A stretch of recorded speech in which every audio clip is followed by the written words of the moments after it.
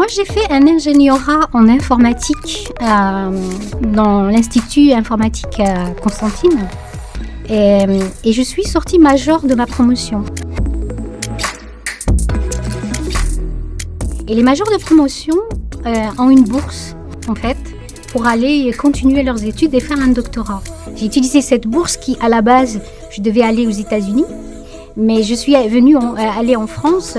Et par ma formation matheuse, j'ai été assez rapidement orientée vers tout ce qui est formalisation, correction de tout ce qui est programme, trouver des preuves que ce qu'on fait est correct, qu'il répond vraiment à ce qu'on souhaite.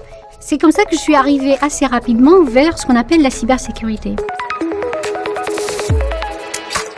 Je suis arrivée au résultat que finalement, les attaques sur lesquelles j'ai travaillé plusieurs années pour pouvoir les éviter, etc., je ne pouvais pas les éviter.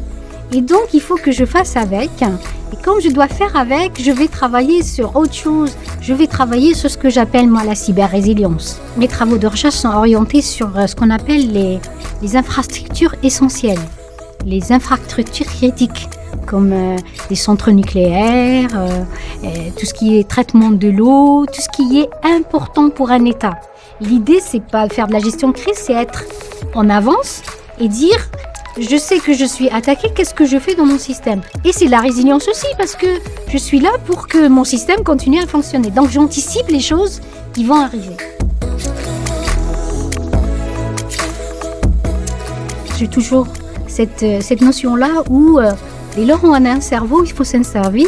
Il n'y a pas un cerveau féminin, c'est un cerveau masculin. Donc s'il y a des problèmes, il faut essayer de les résoudre. On sait réfléchir, on utilise notre cerveau, on raisonne et on résolve les problèmes. Mais c'est vrai qu'il faut faire la place à la femme parce qu'elle peut beaucoup apporter. Moi, j'en ai formé, je crois, une douzaine de doctorantes. Je ne sais pas si j'ai servi d'exemple, etc. Mais j'ai eu pas mal d'ingénieurs et de filles qui sont venues faire une PhD. Et une PhD en cybersécurité, qui intéressait, à un moment donné, les gens ont décidé que c'était un domaine très réservé, qui intéressait pas les filles. Mais il faudrait qu'on arrive à un temps où on ne poserait plus de questions.